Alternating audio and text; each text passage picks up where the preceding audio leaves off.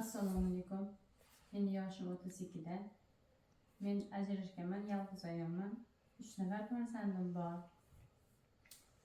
Men sizlardan yordam so'rab kelgandim.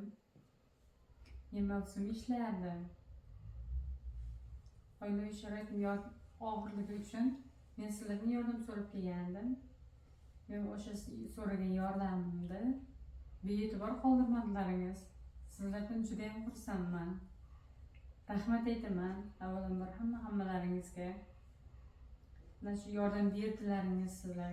Ming bora shukr. Mana shu 8,5 million hozir yechib oldim.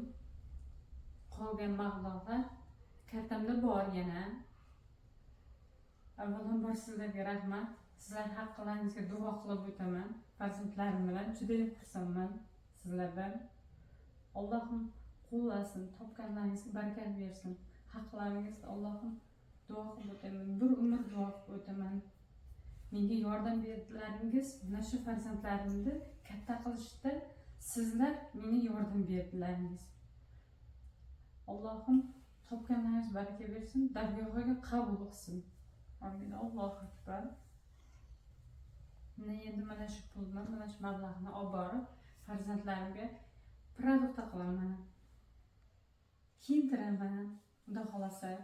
Farzandlarim ham xursand, hammamiz xursandmiz. Hammalaringizga rahmat. Mingdan ming shukr. Alloh o'zi qo'llab bersin hammalaringizni.